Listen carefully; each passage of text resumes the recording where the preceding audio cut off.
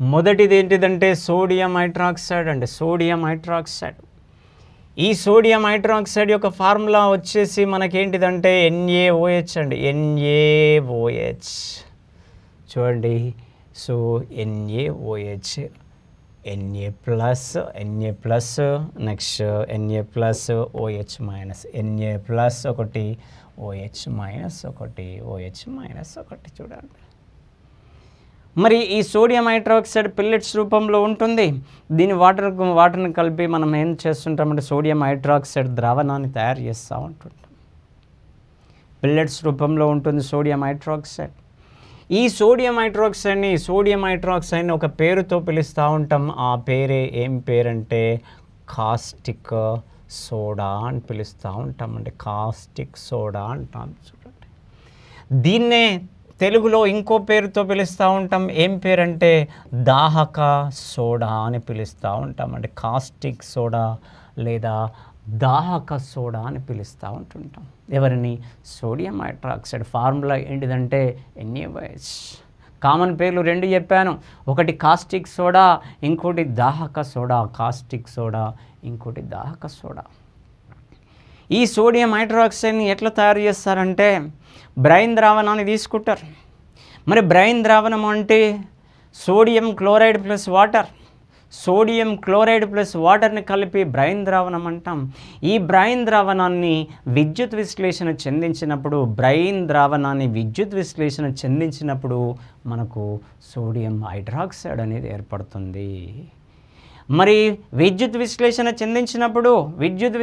చెందించినప్పుడు అంటే విద్యుత్తును పంపించినప్పుడు యానోడ్ ఉంటుంది, క్యాథోడ్ ఉంటుంది. అప్పుడు ఆ క్యాథోడ్ వద్ద సోడియం హైడ్రాక్సైడ్ హైడ్రోజన్ ఏర్పడుతుంది, యానోడ్ వద్ద క్లోరిన్ ఏర్పడుతుంది. కాబట్టి బ్రైన్ ద్రావణాన్ని విద్యుత్ విశ్లేషణ చెందించి సోడియం హైడ్రాక్సైడ్ని తయారు చేయడంలో ఏర్పడే వాయువులు, రెండు వాయువులు ఏర్పడుతున్నవి. ఒకటి హైడ్రోజన్ ఏర్పడుతుంది, ఇంకోటి క్లోరిన్. హైడ్రోజన్ ఏమో క్యాథోడ్ వద్ద ఏర్పడుతుంది, క్లోరిన్ ఏమో యానోడ్ వద్ద ఏర్పడుతుంది. సో అది ఆ విధంగా తయారు చేస్తూ ఉంటారు. మనకు అవసరం లేగానే గుర్తుపెట్టుకోండి, సోడియం హైడ్రాక్సైడ్ని తయారు చేసే పద్ధతి అది. నెక్స్ట్, మరి ఈ సోడియం హైడ్రాక్సైడ్ యొక్క ఉపయోగాలు ఏంటి అంటే నెంబర్ 1, దీన్ని సోప్స్ కానీ డిటర్జెంట్స్ తయారు చేయడానికి వాడుతున్నామండి. సబ్బులను తయారు చేయడానికి ముఖ్యంగా ఉపయోగిస్తాం ఈ క్షారాన్ని. అదేవిధంగా ఇంకోటి కూడా వాడుతుంటాం, గుర్తుపెట్టుకోవాలి, KOHను కూడా వాడుతూ ఉంటామండి. KOH, దీని పేరు పొటాషియం హైడ్రాక్సైడ్. ఈ పొటాషియం హైడ్రాక్సైడ్ని ఇంకో పేరుతో పిలుస్తూ ఉంటాం, కాస్టిక్ పొటాష్ అంటామండి. Caustic potash. దీన్ని కూడా సోప్స్ను తయారు చేయడానికి వాడుతున్నాము, సబ్బుల తయారీలో వాడుతున్నాము. కాబట్టి సబ్బు నీరు అనగా గుర్తు రావాలి, సబ్బు నీరు అంటే సోడియం హైడ్రాక్సైడ్ లేదా పొటాషియం హైడ్రాక్సైడ్. బాగా గుర్తుపెట్టుకోవాలి. చూడండి, సోప్ వాటర్ అనగా. కాబట్టి సోడియం హైడ్రాక్సైడ్ యొక్క ఉపయోగం సబ్బులను తయారు చేయడానికి వాడినాం. ఇంకా దీన్ని పేపర్ను తయారు చేయడానికి వాడతామండి, పేపర్ తయారీలో వాడుతున్నాం. నెక్స్ట్, కృత్రిమ దారాలను తయారు చేయడానికి వాడతామండి. మరి సింథటిక్ ఫైబర్స్ అంటాం. ఈ కృత్రిమ దారాలకు ఉదాహరణ తీసుకున్నట్లయితే మనకు తెలుసు, నైలాన్, రేయాన్, అక్రిలిక్, పాలియస్టర్. ఈ 4 దారాలని కృత్రిమ దారాలు అంటాం. ఈ 4 దారాలలో రేయాన్ అనే దారం ఉంటుంది. ఆ రేయాన్ దారాన్ని తయారు చేయడానికి సోడియం హైడ్రాక్సైడ్ను ఉపయోగిస్తాము. కాబట్టి కృత్రిమ దారాలను తయారు చేయడానికి వాడుతున్నాము. నెక్స్ట్, గ్రీజు మరకలను తొలగించే పదార్థాలను తయారు చేయడానికి వాడతామండి. ఇంకా నువ్వులను మెర్సిరైజ్ చేయడానికి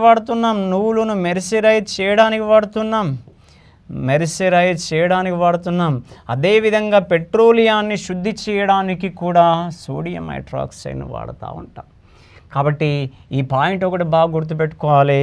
ఒకటి సోప్స్ ఒకటి బాగా గుర్తుపెట్టుకోవాలి, పేపర్ ఒకటి బాగా గుర్తుపెట్టుకోవాలి. ఎవరి తయారీలో, ఎవరి ఉపయోగాలలో అంటే సోడియం హైడ్రాక్సైడ్ యొక్క ఉపయోగాల్లో ఆ 2 ఉపయోగాలు బాగా గుర్తుపెట్టుకోవాలి. దాని యొక్క పేర్లు కూడా ఇంపార్టెంట్. ఏం పేర్లతో పిలుస్తున్నామంటే కాస్టిక్ సోడా అంటున్నాము, ఇంకో పేరు దాహక సోడా అని పిలుస్తూ ఉన్నాం. చూడండి, ఇక్కడ సోడా అనేది వచ్చింది కాబట్టి మనకు 3 రకాల సోడాలు కనబడతా ఉంటాయి. ఒక సోడా ఏంటిదంటే caustic soda. Hi everyone, welcome to Chandan logics. ఎవరైతే విద్యార్థులు SSC, railway, bank, SI constable, groups అలానే ఇతర ఎగ్జామ్ని ప్రిపేర్ అవుతున్నారో వాళ్ళందరికీ కూడా చందన్ లాజిక్స్లో కంప్లీట్ కోర్సెస్ పైన ఆఫర్ చేయడం జరుగుతుంది. క్లాసెస్ అనేవి ఇంగ్లీష్ మీడియం, తెలుగు మీడియం సపరేట్గా అవైలబిలిటీ ఉంటాయి. ఒకసారి మీరు ఇక్కడ bank, SSC, railway combo pack చూసినట్లయితే కనుక ఇది 4500 రూపీస్కి ప్రిలిమ్స్ మెయిన్స్ కోర్స్ అనేది అవైలబిలిటీ ఉంది. English medium, Telugu medium class అనేవి సపరేట్గా ఉంటాయి. మొత్తం క్లాసెస్, ఎగ్జామ్స్, మెటీరియల్స్ అన్ని కూడా ప్రొవైడ్ చేయడం జరుగుతుంది అనమాట. అలానే ఎవరైతే విద్యార్థులు ఎస్ఎస్సి సంబంధించి CGL, CHSL, CPO, MTS, stenographer, జీడీ ఎగ్జామ్ ప్రిపేర్ అవుతున్నారో వాళ్ళ కోసం కూడా ఎస్ఎస్సి స్పెషల్ బ్యాచెస్ మన దగ్గర అవైలబిలిటీ ఉంది. అన్ని బ్యాచెస్కి సంబంధించి కోర్స్ తీసుకోవాలనుకుంటే కనుక 3600 రూపాయలకి ఆఫర్ అవైలబిలిటీ ఉంది. English medium, Telugu medium class అనేవి సపరేట్గా అవైలబిలిటీ ఉంటాయి. ఇందులో మీకు క్లాసెస్, ఎగ్జామ్స్, మెటీరియల్స్ అన్ని కూడా ప్రొవైడ్ చేయడం జరుగుతుంది. ఎవరైతే విద్యార్థులు రైల్వే సంబంధించి NTPC, group D, ALP technician, JE exam prepare అవుతున్నారో వాళ్ళ కోసం కూడా స్పెషల్ బ్యాచ్ అవైలబిలిటీ ఉన్నాయి. ఒకవేళ అన్ని కవర్ అయ్యేలాగా స్పెషల్ బ్యాచ్ తీసుకోవాలనుకుంటే కనుక మీకు 2250 రూపాయలకి స్పెషల్ బ్యాచ్ అవైలబిలిటీ ఉంది. ఇందులో మీకు ఇంగ్లీష్ మీడియం, తెలుగు మీడియం రెండు మీడియంస్లో కూడా క్లాస్ అనేవి సపరేట్గా అవైలబిలిటీ ఉంటాయి. ఇందులో మీకు క్లాసెస్, ఎగ్జామ్స్, మెటీరియల్స్ అన్ని కూడా ప్రొవైడ్ చేయడం జరుగుతుంది. ఎవరైతే విద్యార్థులు బ్యాంక్ ఎగ్జామినేషన్ పాయింట్ ఆఫ్ వ్యూలో పీఓ క్లర్క్ ఎగ్జామ్ రాయాలనుకున్నారో అది ఎస్బీఐ అవ్వచ్చు, ఐబీపీఎస్ అవ్వచ్చు, రీజనల్ రూరల్ బ్యాంక్స్ అవ్వచ్చు, వాటికి సంబంధించిన స్పెషల్ బ్యాచ్ అనమాట బ్యాంక్ మహాప్యాక్. దీంట్లో మనకి కంప్లీట్గా సిలబస్ మొత్తం కవర్ చేయడం జరుగుతుంది. ఇది మనకి 3600 రూపాయలకి స్పెషల్ బ్యాచ్ అవైలబిలిటీ ఉంది. ఇది మీకు ప్రిలిమ్స్ మెయిన్స్ మొత్తం అంతా కూడా కవర్ చేయడం జరుగుతుంది. ఇంగ్లీష్ మీడియం, తెలుగు మీడియం రెండు మీడియం క్లాసెస్ అనేది సపరేట్గా అవైలబిలిటీ ఉందన్నమాట. అలానే ఎవరైతే విద్యార్థులు గ్రూప్స్ పాయింట్ ఆఫ్ ప్రిపేర్ అవుతున్నారో ఆంధ్రప్రదేశ్ అనేది, తెలంగాణ సరే వాళ్ళ కోసం గ్రూప్ 2 స్పెషల్ బ్యాచ్ అనేది కేవలం 800-900 రూపాయలకి ఆఫర్ అవైలబిలిటీ ఉంది. ఇంగ్లీష్ మీడియం, తెలుగు మీడియం రెండు మీడియం క్లాస్ అనేవి సపరేట్గా అవైలబిలిటీ అనమాట. అలానే ఎవరైతే విద్యార్థులు సింగిల్ సబ్జెక్ట్ తీసుకోవాలనుకున్నారు జనరల్ స్టడీస్ సంబంధించి, అది తెలంగాణ మూవ్మెంట్ అవ్వచ్చు, తెలంగాణ హిస్టరీ అవ్వచ్చు, ఆంధ్రప్రదేశ్ హిస్టరీ అవ్వచ్చు, ఎకానమీ అవ్వచ్చు, పాలిటీ అవ్వచ్చు, ఏ సింగిల్ సబ్జెక్ట్ అయినా సరే కేవలం 400-900 రూపాయలకి ఆఫర్ అవైలబిలిటీ ఉన్నాయి. ఇంగ్లీష్ మీడియం క్లాస్ సపరేట్గా అవైలబిలిటీ ఉన్నాయి, తెలుగు మీడియం క్లాస్ సపరేట్గా అవైలబిలిటీ ఉన్నాయి. మీరు కావాలనుకుంటే ఈ క్లాస్ సంబంధించి డెమో వీడియోస్ కూడా చూడొచ్చు. క్లాస్ నచ్చితే నేను జాయిన్ అవ్వచ్చు. ఒకవేళ మీకు ఇంకేమైనా సందేహాలు ఉంటే కనుక కింద స్కూల్ నెంబర్కి కాల్ చేయండి, లేదంటే ఛానల్లో యాప్ డౌన్లోడ్ చేసుకుని కోర్సుని తీసుకోండి. మరి రెండో సోడా ఏంటిదంటే ఇంకోటి ఉంటుంది, దాన్నే మనం సోడియం కార్బోనేట్. ఈ సోడియం కార్బోనేట్ యొక్క ఫార్ములా వచ్చేసి ఏంటంటే Na2CO3 అండి. దీని యొక్క ఒరిజినల్ ఫార్ములా తీసుకున్నట్లయితే Na2CO3 10H2O రాస్తాం. ఒరిజినల్ ఫార్ములా ఇది రాస్తామండి. ఒకవేళ సింపుల్గా Na2CO3 రాసినా సరిపోతుంది. చూడండి, ఇక్కడ Na+Na+Na2, ఇక్కడ COOO Na2CO3 అన్నమాట. చూడండి, 2Na+గా విడిపోతుంది, CO3 -2గా విడిపోతుంది. మరి Na2CO3 ఒరిజినల్ పేరు తీసుకున్నట్లయితే ఎప్పుడైతే ఒక దాని చివర OH ఉంటే హైడ్రాక్సైడ్ అన్నాం కదా, ఒక దాని చివర CO3 ఉంటే కార్బోనేట్ అనాలి.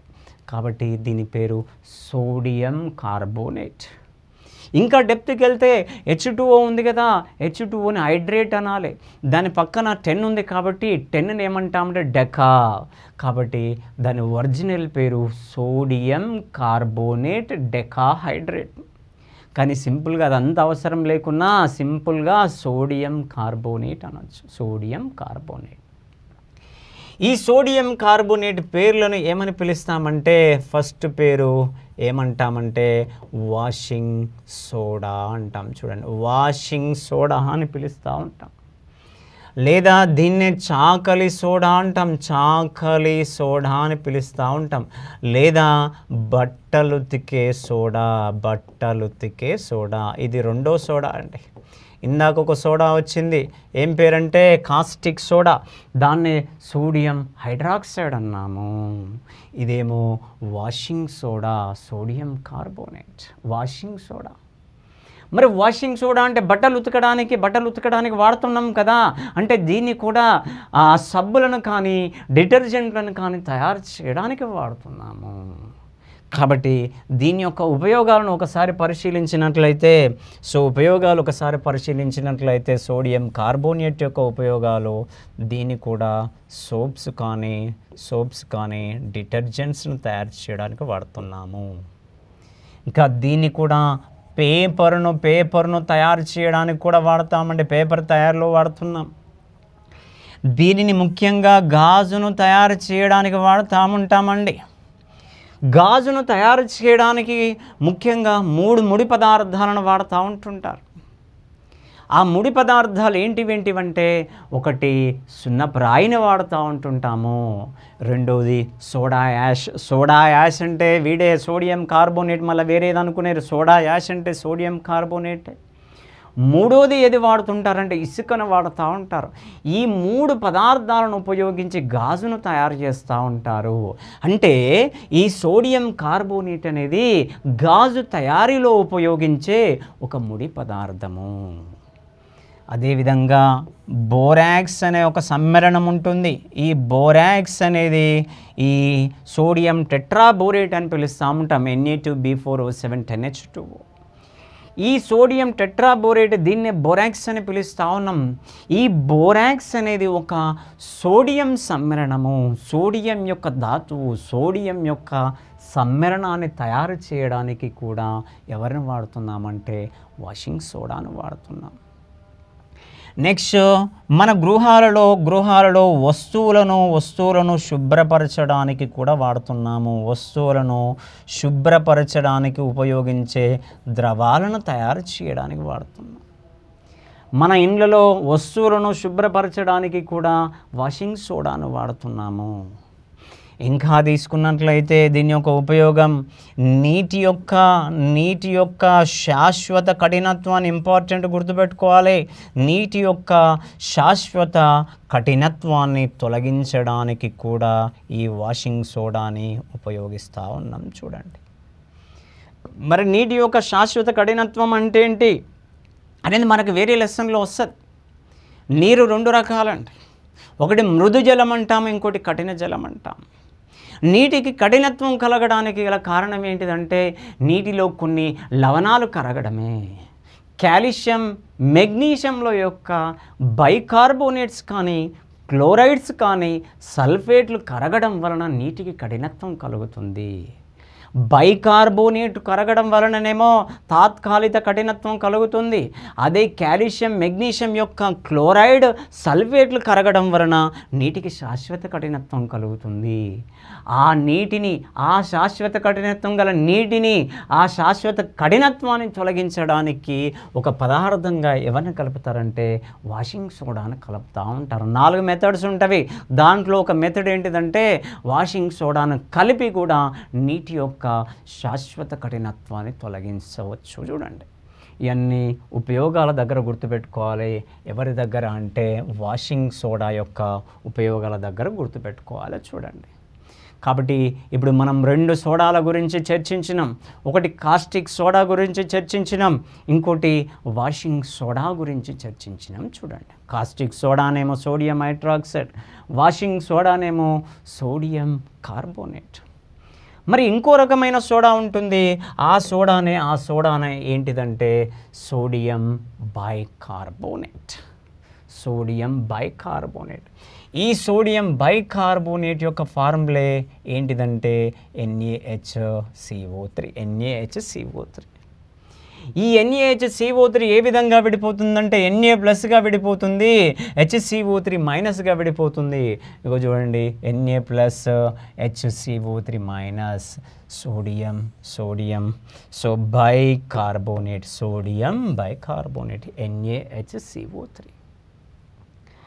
మరి ఈ సోడియం బైకార్బోనేట్ యొక్క ఇంపార్టెన్స్ ఏంటి, దీని యొక్క పేర్లు ఏంటివి అనేది మనకు కావాలి. దాని యొక్క పేర్లు ఇంపార్టెంట్. ఇక్కడ ఈ సోడియం బైకార్బోనేట్ పేర్లు తీసుకున్నట్లయితే చూడండి, ఫర్ ఎగ్జాంపుల్ మనం సాయంత్రం పూట కాగానే మనం బజ్జీలు తింటూ ఉంటుంటాం. ఆ బజ్జీలు ఎప్పుడైనా మీరు పరిశీలించినట్లయితే బజ్జీలు ఇంతలా కనబడుతూ ఉంటాం. ఎప్పుడైనా మన ఇంట్లో బజ్జీలను వేసేటప్పుడు చూడండి, మన ఇంట్లో ఒక తెల్లని పౌడర్ని కలుపుతూ ఉంటారు. ఆ తెల్లని పౌడర్ని వాళ్ళు ఏమంటుంటారంటే సోడా అంటుంటారు. ఆ సోడానే ఆ సోడియం బైకార్బోనేట్. చూడండి, అది వేసినప్పుడు, ఆ సోడా వేసినప్పుడు, ఆ తెల్లని పౌడర్ వేసినప్పుడు, ఆ తెల్లని పౌడర్ బజ్జీలు వేసి ఆయిల్ వేసినప్పుడు ఎప్పుడన్నా పరిశీలించండి, విపరీతమైన బబుల్స్ వస్తూ ఉంటాయి. అదేవిధంగా ఆ బజ్జీలు కూడా ఇంతలా కనబడతా ఉంటాయి, అన్ని ఓల్స్ వచ్చేస్తూ ఉంటాయి. ఆ విధంగా ఎందుకు జరుగుతుందనేది మనకు కావాలి. ఈ సోడియం బైకార్బోనేట్ని వంటల్లో యూజ్ చేస్తున్నారు కాబట్టి దీన్ని ఏమని పిలుస్తామంటే ఒక పేరు బేకింగ్ సోడా అంటాం. చూడండి, బేకింగ్ సోడా అని పిలుస్తూ ఉంటాం. లేదా దీన్నే వంట సోడా అంటాం. వంటలలో యూజ్ చేస్తున్నారు కదా వంట సోడా, తినడానికి వాడుతున్నారు కదా, అందుకనే తినే సోడా అని పిలుస్తూ ఉంటాం. కాబట్టి ఫస్ట్ పేరు బాగా గుర్తుపెట్టుకోవాలి, బేకింగ్ సోడా బాగా గుర్తుపెట్టుకోవాలి. కాబట్టి ఈ విధంగా మనకు ఎన్ని రకాల సోడాలంటే 3 రకాల సోడాలు ఉన్నాయి. ఒకటేమో కాస్టిక్ సోడా చూసినాం, కాస్టిక్ సోడా. రెండోదేమో వాషింగ్ సోడా చూసినాం. మూడోదేమో బేకింగ్ సోడా చూసినాం. చూడండి, ఒకటి కాస్టిక్ సోడా, రెండోది వాషింగ్ సోడా, మూడోది బేకింగ్ సోడా. బేకింగ్ సోడా అనగా సోడియం బైకార్బోనేట్, వాషింగ్ సోడా అనగా సోడియం కార్బోనేట్, కాస్టిక్ సోడా అనగా sodium hydroxide. Caustic soda formula NaOH, washing soda formula Na2CO3, baking soda formula NaHCO3. చూడండి, next మరి ఇది కూడా క్షార స్వభావాన్ని కలిగి ఉంటుంది. ఇందాక వాషింగ్ సోడా కూడా క్షార స్వభావాన్ని కలిగి ఉంటుంది. ఇది బలహీనమైన క్షారానికి, క్షయం చెందని ఒక బలహీనమైన క్షారానికి ఉదాహరణ. మరి దీన్ని వంటల్లో వాడుతున్నారు కదా, ఆ వంటల్లో వాడినప్పుడు ఏం జరుగుతుంది అక్కడ? ఆ వంటల్లో వాడినప్పుడు ఆ పదార్థం అనేది మృదువుగా మారడానికి, లావు పొంగడానికి ఉపయోగపడుతుంది కదా.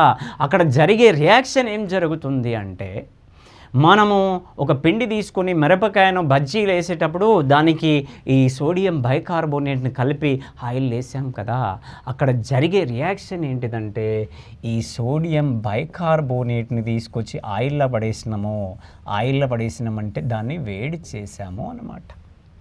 ఆ వేడి చేయడం కారణంగా ఇది ఏ విధంగా విడిపోతుందంటే సోడియం కార్బోనేట్గా H2Oగా ప్లస్ CO2గా విడిపోతుంది, కార్బన్ డయాక్సైడ్ విడుదలవుతుంది. ఇది వంటలలో సోడియం బైకార్బోనేట్ను ఉపయోగించినప్పుడు జరిగే చర్య, మన సింపుల్గా బజ్జీలలో జరిగే చర్య అన్నమాట. అందుకని కార్బన్ డయాక్సైడ్ విడుదలవుతుంది కాబట్టి బబుల్స్ ఏర్పడుతూ ఉంటుంటాయి. చూడండి, ఆయిల్ లేగానే బబుల్స్, విపరీతమైన బబుల్స్ వస్తూ ఉంటాయి. ఆ బబుల్స్ నుంచి విడుదలయ్యే వాయువు ఏంటంటే CO2. అందుకని ఆ బజ్జీలు చూసినప్పుడు ఆ రంధ్రాల నుంచి ఒక వాయువు బయటికి వెళ్ళిపోవడం కారణంగా, ఆ రంధ్రాల నుంచి బయటికి వెళ్ళిపోవడం కారణంగా ఆ పిండి అనేది దూరం జరుగుతూ ఉంటుంది. అందుకని బజ్జీలు పొంగడానికి ఛాన్స్ ఉంది. ఏ వాయువు కారణంగా అంటే CO2 వాయువు కారణంగా, కార్బన్ డయాక్సైడ్ కారణంగా. అదేవిధంగా మనం అప్పుడప్పుడు బేకరీలకు వెళ్తూ ఉంటుంటాం. ఆ బేకరీలో మనం చూస్తూ ఉంటుంటాం, కేక్స్ చూస్తూ ఉంటుంటాం. ఆ కేకులను తయారు చేయడానికి, ఆ కేకులు కానీ బ్రెడ్ను కానీ తయారు చేయడానికి ఒక రసాయనిక పదార్థం వాడుతుంటారు. దాని పేరే ఏం పేరంటే బేకింగ్ పౌడర్ అండి. బేకింగ్ పౌడర్ బేకరీలలో కేకులను కానీ బ్రెడ్ను తయారు చేయడానికి వాడుతున్నాం. మరి ఈ బేకింగ్ పౌడర్ అంటే ఏమిటి? బేకింగ్ పౌడర్ అంటే ఏమిటంటే సోడియం బైకార్బోనేట్కి ఒక ఆమ్లం కలుపుతాం. ఆ ఆమ్లం పేరేం పేరంటే టాటారిక్ ఆమ్లాన్ని కలుపుతూ ఉంటాం. టాటారిక్ ఆమ్లాన్ని కలుపుతూ ఉంటాం. ఎప్పుడైతే ఈ సోడియం బైకార్బోనేట్కి టాటారిక్ ఆమ్లం కలిపామో అప్పుడు ఇక్కడ ఒక రియాక్షన్ జరగడం కారణంగా ఏం ఏర్పడుతుందంటే సోడియం టాటరేట్ ఏర్పడుతుంది. సోడియం టాటరేట్ ఏర్పడుతుంది. ఈ సోడియం టాటరేట్తో పాటు ఒక వాయువు విడుదలవుతుంది. ఏ వాయువు విడుదలవుతుందంటే CO2 వాయువు విడుదలవుతుంది, కార్బన్ డయాక్సైడ్ వాయువు విడుదలవుతుంది. ఈ కార్బన్ డయాక్సైడ్ వాయువు విడుదల కావడం కారణంగా ఈ సోడియం బైకార్బోనేట్కు టాటారిక్ ఆమ్లం కలిపి మనం మైదాపిండి కలుపుతూ ఉంటున్నాం కేకుల తయారీలో. ఆ కలిపినప్పుడు అక్కడ రియాక్షన్ జరగడం కారణంగా కార్బన్ డయాక్సైడ్ రిలీజ్ కావడం వల్ల ఆ కార్బన్ డయాక్సైడ్ ఏం చేస్తుందంటే ఆ పిండిని నెట్టేస్తూ ఉంటుంది, దూరం నెట్టేసి ఆ రంధ్రాలు చేసుకుంటూ బయటికి వెళ్ళిపోతూ ఉంటుంది. అందుకని మీరు ఎప్పుడైనా అబ్జర్వ్ చేసినప్పుడు కేకులలో బ్రెడ్లో అన్ని రంధ్రాలు ఉంటా ఉంటాయి. ఆ రంధ్రాలు చేసుకుంటూ బయటికి వెళ్ళిపోయే వాయువు ఏంటిదంటే CO2. క్వశ్చన్ అడుగుతూ ఉంటుంటాడు, బేకరీలలో కేకులను తయారు చేయడానికి ఉపయోగించబడే పదార్థం డాష్ అంటారు. అది బేకింగ్ పౌడర్, గుర్తుపెట్టుకోవాలి. మరి బేకింగ్ పౌడర్ అనగానేమి అంటాడు? ఆ బేకింగ్ పౌడర్లో ఉండబడే రసాయనాలు ఏంటివి అంటాడు. ఒకటి సోడియం బైకార్బోనేట్, ఇంకోటి టాటారిక్ ఆమ్లము. అక్కడ జరిగే రియాక్షన్ ఏంటి? అక్కడ జరిగినప్పుడు ఏ వాయువు విడుదలైంది? ఒక వాయువు విడుదలైంది, CO2. ఆ CO2 విడుదలైంది కాబట్టి ఆ కేకు లేదా బ్రెడ్ అనేది ఆ రంధ్రాలు వచ్చి స్పాంజిలాగా మారిపోతుంది. కాబట్టి బేకరీలలోని కేకులు కానీ బ్రెడ్ కానీ స్పాంజిలాగా మారడానికి కారణమైన ప్రధానమైన వాయువు ఏంటిదంటే గుర్తుపెట్టుకోవాలి, ఇంపార్టెంట్, CO2, కార్బన్ డయాక్సైడ్. కాబట్టి బేకరీల్లో విడుదలవుతుంది అది. ఆ వాయువు విడుదల కావడం కారణంగానే అవంతా కూడా పప్పులాగా స్పాంజిలాగా మారిపోతున్నవి. నెక్స్ట్, మరి ఈ సోడియం బైకార్బోనేట్ కారణంగా ఒక వాయువు విడుదలవుతుందని చెప్పినాం కదా. ఏ వాయువు? CO2. మరి CO2కు ఒక గుణం ఉంది. ఏ గుణం ఉందంటే మండుచున్న అగ్గిపుల్లను ఆర్పివేస్తుందండి. మండుచున్న అగ్గిపుల్లను ఆర్పివేసే వాయువు CO2, కార్బన్ డయాక్సైడ్. అందుకనే మనం అప్పుడప్పుడు చూస్తూ ఉంటుంటాం, పెద్ద పెద్ద ఇన్స్టిట్యూట్లకు వెళ్ళిన, స్కూళ్ళకు, కాలేజీలకి, లేదా పెద్ద పెద్ద షాపింగ్ మాల్లకి, పెట్రోల్ బంకు దగ్గరికి, సినిమా థియేటర్కి వెళ్తే అక్కడ మనకు ఈ విధంగా ఒక ఎరుపు కలర్ బాటిల్స్ కనబడతా ఉంటవి. ఈ విధంగా ఉండి దానిపైన రెడ్ కలర్లో ఉండి ఫైర్ అని రాసి ఉంటుంది. దాన్ని ఫైర్ ఎక్స్టింగ్యూషర్ అంటాం, తెలుగులో నిప్పు నార్పు యంత్రము అంటాం. ఈ నిప్పు నార్పు యంత్రం నుండి ఏర్పడే వాయువు ఏమిటంటే CO2 ఏర్పడుతుంది. దీన్ని ప్రెస్ చేసినప్పుడు ఈ CO2 వాయువు విడుదల కావడం కారణంగా అక్కడ మంట అనేది ఆరిపోతుంది. కాబట్టి నిప్పు నార్పు యంత్రాలలో ఉపయోగించబడే వాయువు అంటే CO2 చెప్పాలి. ఇక్కడ CO2 ఏర్పడడానికి గల కారణం ఏంటిదంటే దీంట్లో డ్రై పౌడర్ అని వాడుతూ ఉంటాము. ఆ డ్రై పౌడర్ ఏంటిదంటే సోడియం బైకార్బోనేటే. కాబట్టి సింపుల్గా చెప్పాలంటే సోడియం బైకార్బోనేట్ని ఎక్కడ వాడుతున్నామంటే నిప్పు నార్పు యంత్రాలలో ఉపయోగిస్తున్నాము.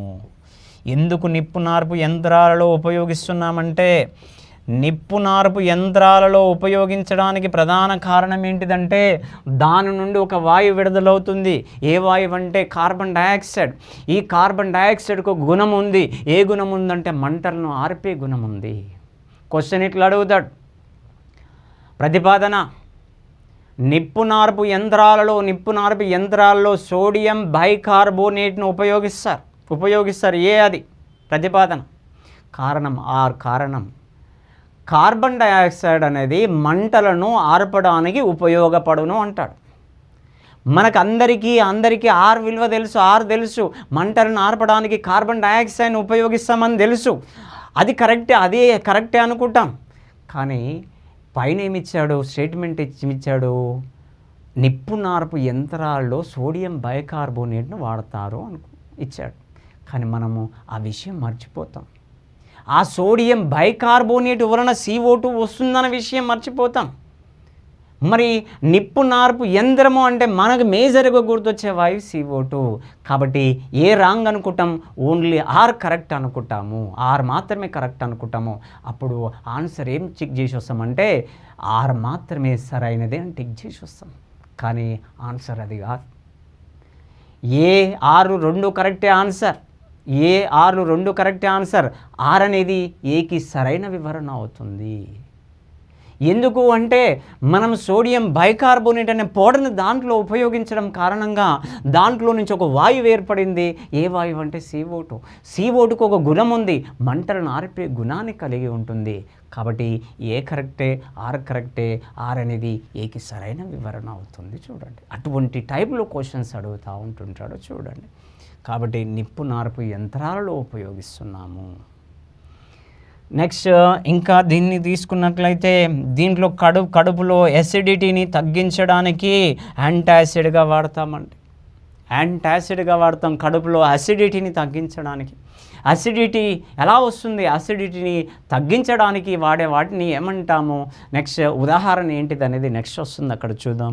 కాబట్టి దీన్ని యాంటాసిడ్గా వాడుతున్నాము. ఇంకా తీసుకున్నట్లయితే దీన్ని బలహీనమైన యాంటీసెప్టిక్గా కూడా వాడుతున్నాము. బ్యాక్టీరియాను చంపడానికి కూడా ఈ సోడియం బైకార్బోనేట్ను ఉపయోగిస్తున్నాము. బలహీన యాంటీసెప్టిక్గా కూడా ఉపయోగిస్తున్నాము. ఇంకా దీని ఉపయోగం ఏంటిదంటే పాల వ్యాపారులు, ఈ పాల వ్యాపారులు రాత్రిపూట బర్రెల నుంచి పాలు తీసిన తర్వాత తెల్లారి వచ్చి సిటీలలో పోస్తూ ఉంటుంటారు. ఆ తెల్లారి వరకు పాలు గడ్డకట్టకుండా ఉండడానికి ఈ పౌడర్ను కూడా కలుపుతూ ఉంటుంటారు. కాబట్టి పాల వ్యాపారులు పాలు త్వరగా గడ్డకట్టకుండా ఉండడానికి కూడా దీన్ని ఉపయోగిస్తూ ఉంటుంటారు. ఎవరినంటే ఈ బేకింగ్ సోడాని. ఇదంతా గుర్తుపెట్టుకోవాలి. ఎక్కడంటే బేకింగ్ సోడా దగ్గర గుర్తుపెట్టుకోవాలి. చూడండి, ఇప్పుడు మనం 3 సోడాల గురించి చూసినాం. ఒకటి కాస్టిక్ సోడా గురించి చూసినాం, ఇంకోటి వాషింగ్ సోడా గురించి చూసినాం, ఇంకోటి బేకింగ్ సోడా గురించి చూసినాం. కాబట్టి సబ్బుల తయారీలో ఉపయోగించబడే ముఖ్యమైన సోడా అంటే కాస్టిక్ సోడా చెప్పాలి. గాజు తయారీలో లేదా నీటి యొక్క శాశ్వత కఠినత్వాన్ని తొలగించడానికి ఉపయోగించబడే సోడా అంటేనేమో వాషింగ్ సోడా చెప్పాలి. బేకరీలలో ఉపయోగించబడే సోడా అంటేనేమో బేకింగ్ సోడా చెప్పాలి. చూడండి, ఈ సోడాలు ఇంపార్టెంట్. ఆ సోడాల యొక్క డిఫరెన్సెస్ గుర్తుపెట్టుకోవాలి, వాటి యొక్క ఉపయోగాలు గుర్తుపెట్టుకోవాలి, వాటి యొక్క ఫార్ములాస్ గుర్తుపెట్టుకోవాలి, వాటి యొక్క కామన్ పేర్లు చాలాసార్లు అడిగిన సందర్భాలు ఉన్నాయి. చూడండి, అదేవిధంగా ఈ సోడియం బైకార్బోనేట్ను గురించి కూడా చాలాసార్లు అడిగాడు. అదేవిధంగా ఆ బేకరీలో మనం తినే కేకులు కానీ బ్రెడ్ కానీ ఆ స్పాంజిలాగా మారడానికి కావలసిన కారణమైన వాయువు ఏమిటి కూడా ప్రీవియస్ బిట్ అడిగాడు. చూడండి, ఓకేనా. ఈ 3 సోడాలు గుర్తుపెట్టుకోవాలో. చూడండి, ఈ సోడాలు ఎందుకు వచ్చినాయి అంటే మనకు సోడియం హైడ్రాక్సైడ్ వచ్చింది కాబట్టి. నెక్స్ట్ వన్ ఏంటిదంటే MgOH టేకెన్ ట్వైస్. దీని పేరే ఏం పేరంటే మాగ్నీషియం హైడ్రాక్సైడ్ అంటాం. మెగ్నీషియం పైన +2 ఆవేశం వస్తుంది, దీనిపైన OH- కాబట్టి Mg+2గా విడిపోతుంది. అదేవిధంగా 2OH- విడిపోతుంది. ఇది మనకు అవసరం లేదని గుర్తుపెట్టుకోండి దాని యొక్క స్ట్రక్చర్, మెగ్నీషియం హైడ్రాక్సైడ్ యొక్క స్ట్రక్చర్. ఈ మెగ్నీషియం హైడ్రాక్సైడ్ని ఏమని పిలుస్తున్నామంటే ఒక పేరుతో పిలుస్తూ ఉంటామండి. మిల్క్ ఆఫ్ మెగ్నీషియా అని పిలుస్తూ ఉంటామండి. మిల్క్ ఆఫ్ మెగ్నీషియా అని పిలుస్తూ ఉంటాం. సో ఇది కామన్ పేరండి, మెగ్నీషియం హైడ్రాక్సైడ్ యొక్క కామన్ పేరు. దీని యొక్క ప్రధాన ఉపయోగం ఏంటిదంటే దీన్ని కూడా కడుపులో అసిడిటీని తగ్గించడానికి వాడుతున్నాము. ఆ కడుపులో అసిడిటీని తగ్గించడానికి వాడబడే వాటిని ఏమంటామంటే యాంటాసిడ్స్ అంటాం. కాబట్టి దీన్ని కూడా యాంటాసిడ్గా వాడుతున్నాము. యాంటాసిడ్, ఇంతకు ముందుకు ఒక యాంటాసిడ్ వచ్చింది సోడియం బైకార్బోనేట్, అది యాంటాసిడే, ఇది కూడా యాంటాసిడ్గానే వాడుతున్నాము. నెక్స్ట్ క్షారం ఏంటిదంటే కాల్షియం హైడ్రాక్సైడ్ అంటే కాల్షియం హైడ్రాక్సైడ్. ఈ కాల్షియం హైడ్రాక్సైడ్ యొక్క ఫార్ములా CaOH టేకెన్ ట్వైస్ అండి. ఇది కూడా ఏ విధంగా విడిపోతుందంటే Ca+2గా విడిపోతుంది. ఇది Ca+2, ఇది OH-, ఇది OH-, Ca+2. చూడండి, కాల్షియం హైడ్రాక్సైడ్. ఈ కాల్షియం హైడ్రాక్సైడ్ని సింపుల్గా మనం ఏమంటామంటే సున్నము అంటాం, సున్నపు నీరు అంటాం. ఇక్కడ సున్నం అనేది వచ్చింది కాబట్టి ఒక పాయింట్ గుర్తుపెట్టుకోవాలి. సున్నాలు 3 రకాలండి. సున్నాలు 3 రకాలు. మొదటి సున్నం ఏమిటంటే CaCO3 అండి. CaCO3 దీన్ని కాల్షియం కార్బోనేట్ అని పిలుస్తూ ఉంటాం. చూడండి, దీన్ని ఏమని పిలుస్తామంటే సున్నపు రాయి అని పిలుస్తూ ఉంటామండి. దీన్నే మార్బుల్ రాయి, పాలరాయి అంటుంటాం కదా, ఆ మార్బుల్ రాయి, చలవరాయి అని పిలుస్తూ ఉంటుంటామండి. ఈ సున్నపు రాయి కానీ మార్బుల్ రాయి కానీ పాలరాయి కానీ ఏ రంగులో ఉంటుందంటే తెలుపు రంగులో. ఆ తెలుపు రంగులో ఉండడానికి ప్రధాన కారణం ఏంటిదంటే దాంట్లో ఉండబడే కాల్షియం కార్బోనేట్. కోడిగుడ్డు పెంకు ఎప్పుడన్నా చూసినట్లయితే ఆ కోడిగుడ్డు పెంకు కూడా వైట్ కలర్లో ఉంటుంది. ఆ వైట్ కలర్లో ఉండబడే పదార్థమే కాల్షియం కార్బోనేట్. కాబట్టి కోడిగుడ్డు పెంకు అన్నా కూడా కాల్షియం కార్బోనేటే. ఇది మొదటి సున్నం అండి. రెండో సున్నం ఏమిటంటే చూడండి, రెండో సున్నం CaO అండి. దాని పేరు కాల్షియం ఆక్సైడ్. ఈ కాల్షియం ఆక్సైడ్నే మనం ఏమని పిలుస్తామంటే పొడి సున్నము అంటాం. లేదా దీన్ని ఇంకో పేరుతో పిలుస్తూ ఉంటాం. ఏం పేరంటే క్విక్ లైమ్ అనే పేరుతో పిలుస్తూ ఉంటాం. క్విక్ లైమ్ లేదా పొడి సున్నము అనే పేరుతో పిలుస్తూ ఉంటాం. నెక్స్ట్ ఇప్పుడు మనం షాప్కి వెళ్తూ ఉంటుంటాం. షాప్కి వెళ్ళి ఆ గోడలకు సున్నం వేయడానికి షాప్కి వెళ్ళి తీసుకొచ్చే సున్నం అంతా కూడా ఈ సున్నమేనండి. కాల్షియం ఆక్సైడే, పొడి సున్నమే. ఆ పొడి సున్నాన్ని డైరెక్ట్గా తీసుకొచ్చి మనం గోడలకు రుద్దుతామంటే రుద్దం. ఆ పొడి సున్నాన్ని తీసుకొచ్చి మనం ఏం చేస్తామంటే ఫస్ట్ వాటర్లో కలుపుతూ ఉంటాం. ఆ పొడి సున్నాన్ని వాటర్లో కలిపినప్పుడు ఈ CaOకి వాటర్ను కలిపినప్పుడు అప్పుడు వచ్చే ఫార్ములా ఏంటిదంటే CaOH taken twice, calcium hydroxide.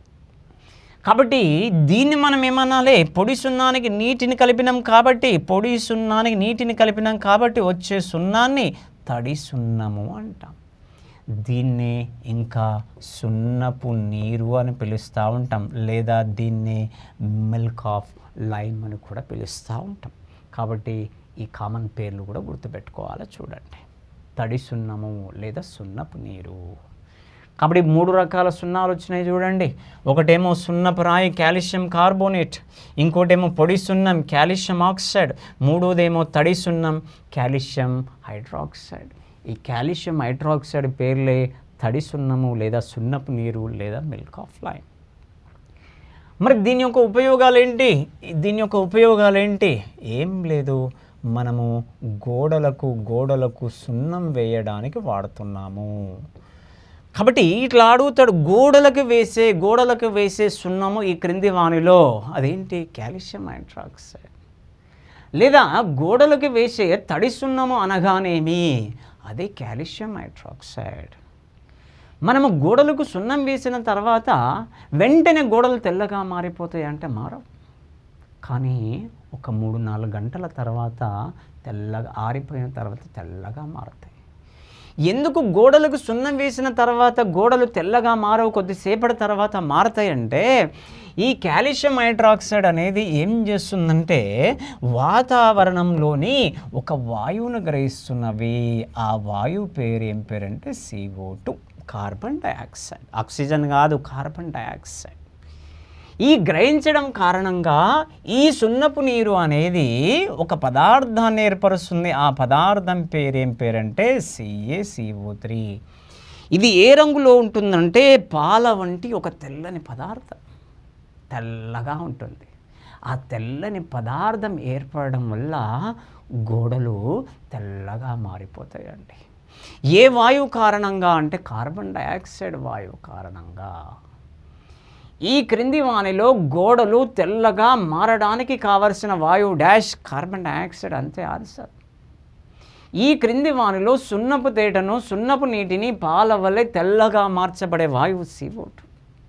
ఇప్పుడు గోడలు తెల్లగా ఉన్నాయంటే అర్థం ఏమిటంటే ఆ గోడలకు వేసిన సున్నం ఇది, తీసుకొచ్చిన సున్నమేమో పొడి సున్నము, గోడలకు వేసిన సున్నమేమో తడి సున్నము.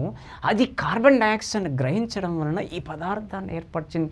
అందుకనే గోడలు తెల్లగా మారిపోయినవి. చూడండి, ఈ వాయువు వలన? కార్బన్ డయాక్సైడ్ వాయువు వలన.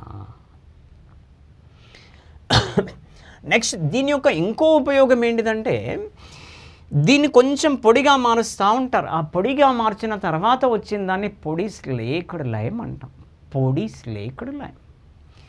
ఈ పొడి స్లేక్డ్ లైమ్ గుండా ఒక వాయువును పంపిస్తున్నాం. ఏ వాయువునంటే Cl2 అండి. Cl2 అంటే క్లోరిన్. ఈ క్లోరిన్ వాయువును పంపడం కారణంగా ఒక పదార్థం ఏర్పడుతుంది. ఆ పదార్థం పేరేం పేరంటే CaOCl2 ఏర్పడుతుంది. ఈ CaOCl2ని ఏమంటామంటే బ్లీచింగ్ పౌడర్ అంటాం. తెలుగులో విరంజన చూర్ణము అంటాం. చూడండి, బ్లీచింగ్ పౌడర్. బ్లీచింగ్ పౌడర్ తయారీలో ఉపయోగించబడే వాయువు డాష్ క్లోరిన్. బ్లీచింగ్ పౌడర్ తయారీలో ఉపయోగించబడే క్షారం calcium hydroxide. Bleaching powder formula calcium powder formula CaOCl2. Bleaching powder రసాయనిక నామం కాల్షియం ఆక్సీక్లోరైడ్ లేదా కాల్షియం హైపోక్లోరైట్. రెండు పేర్లు చూడండి, కాల్షియం హైపోక్లోరైట్ అంటాము లేదా కాల్షియం ఆక్సీక్లోరైడ్ అంటాం. మరి బ్లీచింగ్ పౌడర్ తయారీలో క్లోరిన్ వాడడం ఏ క్షారం గుండా అంటే కాల్షియం హైడ్రాక్సైడ్. మరి బ్లీచింగ్ పౌడర్ యొక్క ఉపయోగాలు ఏంటివి? మనందరికీ తెలుసు. ఇప్పటికీ కూడా మున్సిపాలిటీ వాళ్ళు వచ్చి మన ఇంట్లో సంపులో ఆ బ్లీచింగ్ పౌడర్ వేసిపోతూ ఉంటారు. అంటే నీటిలోని బ్యాక్టీరియాను చంపడానికి ఉపయోగపడుతుంది, నీటిని శుద్ధి చేయడానికి, శుభ్రపరచడానికి ఉపయోగపడుతుంది, మంచి క్రిమి సంహారిణిగా పనిచేస్తుంది. చూడండి, మంచి క్రిమి సంహారిణి, నీటిని శుభ్రపరచడానికి వాడుతున్నాము. అందుకనే కరోనా వచ్చినప్పుడు చూడండి, ఆ కరోనా వచ్చిన ఇంటి చుట్టుపక్కల ఇంటి చుట్టుపక్కల ఈ బ్లీచింగ్ పౌడర్ను చల్లారు. ఎందుకంటే వైరస్ చచ్చిపోతుందేమో, బ్యాక్టీరియా సూక్ష్మజీవులు చనిపోతాయన్న ఉద్దేశంతో. అదేవిధంగా కరోనా వచ్చిన సందర్భంలో ఆ వాడలను, వీధులను ఏం చేశారంటే ఒక ద్రావణంతో పిచికారి చేశారు, ఒక ద్రావణంతో శానిటైజర్ చేశారు. ఆ ద్రావణం ఏం పేరు గుర్తుపెట్టుకోవాలంటే సోడియం హైపోక్లోరైట్. అదేమో సోడియం హైపోక్లోరైట్, ఇదేమో కాల్షియం హైపోక్లోరైట్. చూడండి, ఇంకా దీని యొక్క ఉపయోగాలు ఏంటిదంటే, ఇది విరంజనకారిగా ఉపయోగపడుతుందండి.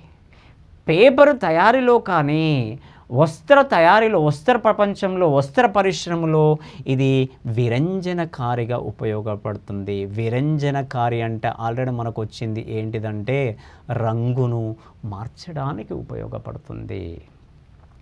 మూడో ఉపయోగం ఏంటిదంటే CHCl3ని తయారు చేయడానికి.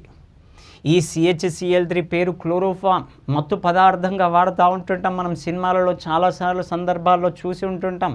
ఒకరి ముక్కు దగ్గర స్ప్రే కొట్టినప్పుడు వెంటనే కోమాలోకి వెళ్ళిపోతూ ఉంటుంటారు. చూడండి, అది క్లోరోఫామ్ తయారీకి వాడుతున్నాము. అదేవిధంగా ప్రయోగశాలలో ఆక్సీకరణ కారకంగా కూడా ఈ బ్లీచింగ్ పౌడర్ను ఉపయోగిస్తున్నాము. ఇవన్నీ ఉపయోగాలు గుర్తుపెట్టుకోవాలి. చూడండి, ఎవరి యొక్క బ్లీచింగ్ పౌడర్, ఒకటి నీటిని శుభ్రపరచడానికి మంచి క్రిమి సంహారిణి, పేపర్ వస్త్ర పరిశ్రమలో విరంజనకారిగా, క్లోరోఫామ్ తయారీకి వాడుతున్నాం, ప్రయోగశాలలో ఆక్సీకరణ కారకంగా ఉపయోగిస్తున్నాము. ఇదంతా ఎవరి దగ్గర గుర్తుపెట్టుకోవాలంటే కాల్షియం హైడ్రాక్సైడ్ దగ్గర గుర్తుపెట్టుకోవాలి. చూడండి, మరి నెక్స్ట్ క్షారం తీసుకున్నట్లయితే AlOH టేకెన్ థ్రైస్ అండి. దీని పేరు ఏం పేరు అంటే OH ఉంటే పేరు చివరి హైడ్రాక్సైడ్ అని చెప్పినాం. దాని పేరే అల్యూమినియం హైడ్రాక్సైడ్. దీని యొక్క ఉపయోగాలు తీసుకున్నట్లయితే రెండు ఉపయోగాలు గుర్తుపెట్టుకోవాలి. ఒకటి యాంటాసిడ్గా వాడుతూ ఉంటాం. రెండోది అగ్నిమాపక యంత్రాలలో కూడా ఉపయోగిస్తున్నాము. అగ్నిమాపక యంత్రాలలో కూడా ఈ అల్యూమినియం హైడ్రాక్సైడ్ని ఉపయోగిస్తూ ఉన్నాం. ఈ అల్యూమినియం హైడ్రాక్సైడ్ ఏ విధంగా విడిపోతుందంటే Al+3గా విడిపోతుంది, 3OH- విడిపోతుంది. కాబట్టి ఇది బాగా గుర్తుపెట్టుకోండి, యాంటాసిడ్గా వాడుతున్నాం. దీన్ని కూడా చూడండి. ఇక లాస్ట్ క్షారం తీసుకున్నట్లయితే మనకేంటిదంటే ఇది NH4OH అండి. NH4OH దీని పేరే ఏమిటంటామంటే లాస్ట్కి OH ఉంటే హైడ్రాక్సైడ్ అనాలి కదా, అమ్మోనియం హైడ్రాక్సైడ్. ఈ అమ్మోనియం హైడ్రాక్సైడ్ ఏ విధంగా విడిపోతుందంటే NH4 ప్లస్గా విడిపోతుంది, NH4 ప్లస్గా విడిపోతుంది, OH మైనస్గా విడిపోతుందండి. ఈ అమ్మోనియం హైడ్రాక్సైడ్ ఎగ్జాంపుల్ తీసుకున్నట్లయితే దీన్ని ఏ విధంగా వాడుతున్నామంటే గ్లాస్ క్లీనర్గా ఉపయోగిస్తున్నాము. గ్లాస్ క్లీనర్ ఇంపార్టెంట్ గుర్తుపెట్టుకోవాలి. గాజును శుభ్రపరిచే ద్రవంగా వాడుతున్నాము. ఎవరినంటే అమ్మోనియం హైడ్రాక్సైడ్ని.